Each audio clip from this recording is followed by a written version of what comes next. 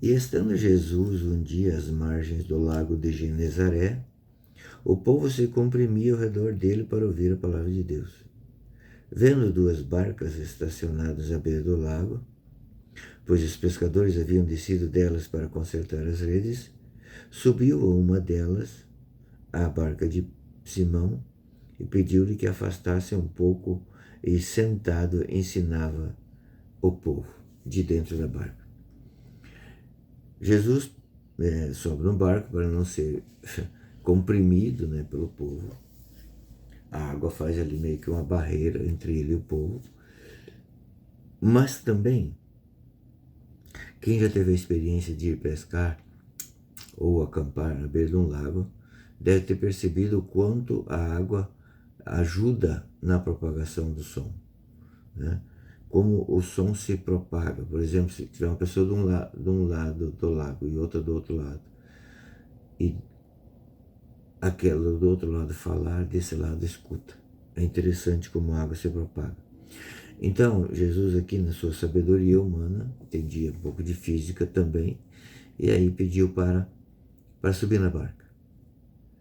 Mas note que aqui Jesus está sentado na barca ensinando.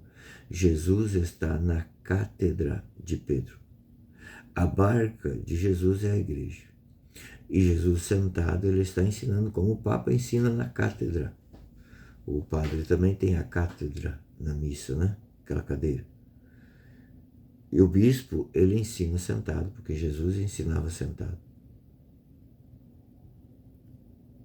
Pedro recebe uma proposta de Jesus.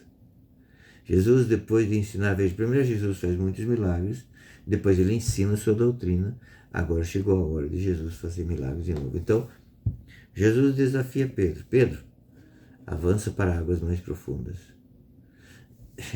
Eu imagino Pedro pensando assim, cara, a gente pescou a noite inteira, não pegamos um lambari. Agora esse carpinteiro vai querer ensinar nós a pescar. Mas não, Pedro foi obediente.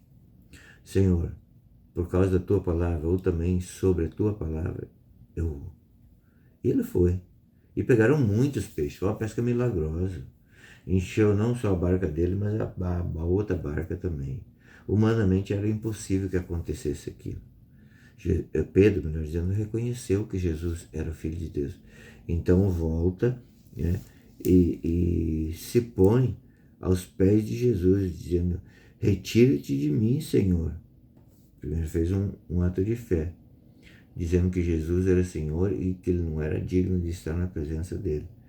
E depois, porque sou um homem pecador, ele se confessa como um pecador.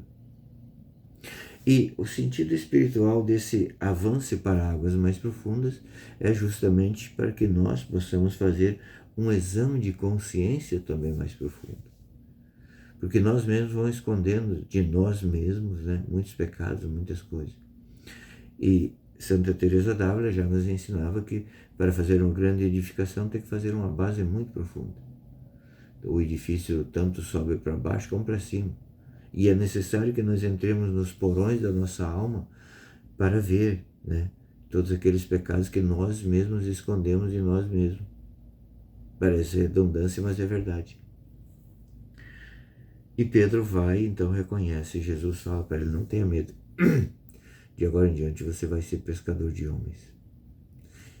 E se nós analisarmos através do tempo, que pescador que ele não foi, né?